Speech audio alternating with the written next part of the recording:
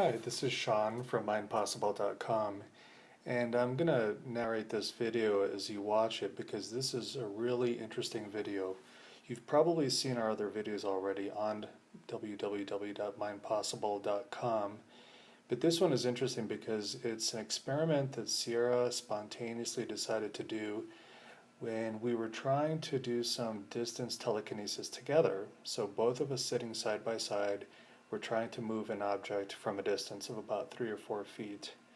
And toward the end of it, we were having a rough time. Nothing seemed to be happening. And she had this idea that came to her mind because she remembered something that she read from a book written by Deepak Chopra. And I have the book here. It's called Unconditional Life, Mastering the Forces That Shape Personal Reality. And I'm going to read the part from this book that she remembered that helped her come to this experiment.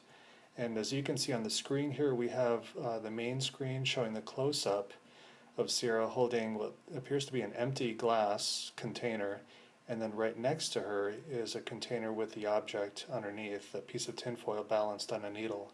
And we've taped it, of course, so that no wind is going to get underneath the rim of the glass. And then toward the bottom you see a smaller window, and that's a further out view of the same thing that's happening. So you have two views of what Sierra is trying to do with her telekinesis here.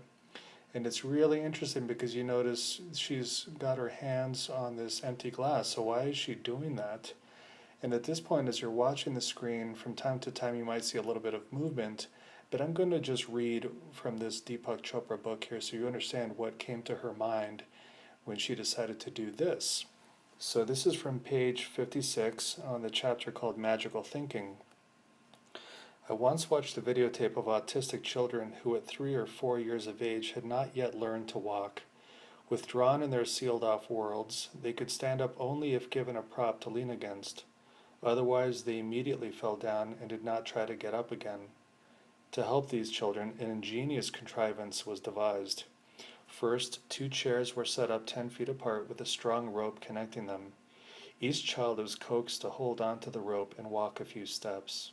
After a while, this task was mastered, and the child could make it from one chair to the next without falling. The next time, a slightly thinner rope was substituted for the thick one.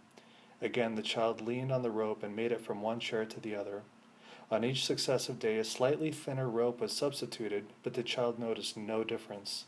Finally, he was walking supported by only a flimsy piece of string. Then came the stroke of brilliance. To release the children from the mechanical routine of walking from one chair to the next, the experimenters handed each of them a piece of string to carry around in his hand. Feeling secure that he still had the support to lean on, the child could now walk freely. That moment of letting go has magic in it.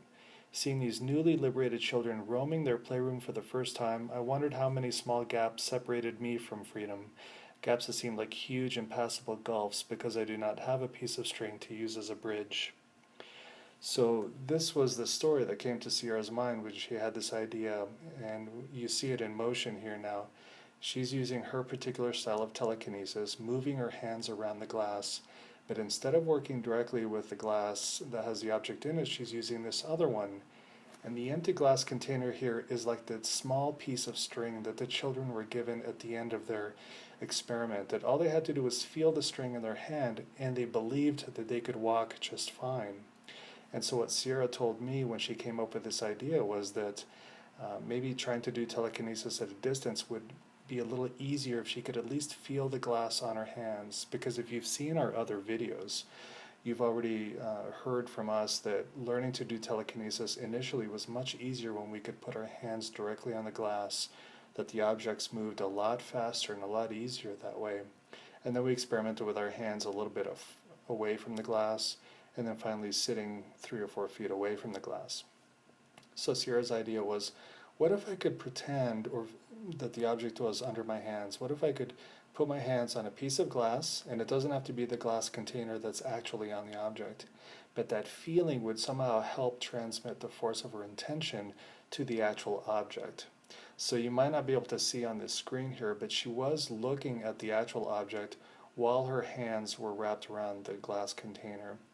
And as you can see here, she's still waving her hand on the empty glass container as if it had the object inside of it.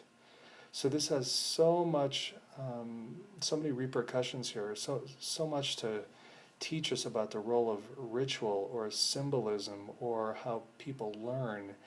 What does this do to the intention and the power of intention, not only inside of us, but to move the world around us, to affect our world, or to move objects, such as in these telekinesis experiments. There we go. So she's starting to get some real movement there as she's sending her intention to the other object while using the glass, which is really like that little piece of string from the story from the Deepak Chopra book.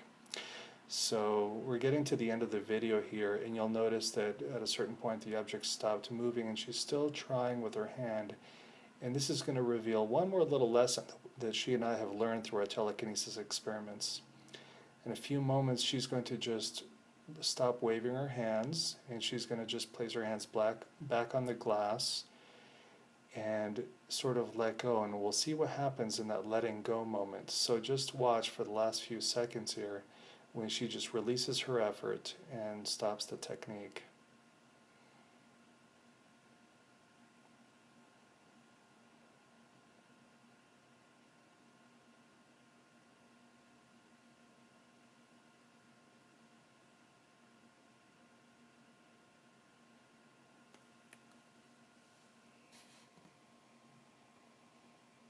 And finally it releases somehow and starts moving again. So there's something about letting go that's important here too. Thank you for watching. Be sure to visit our website and you can learn how to do this yourself.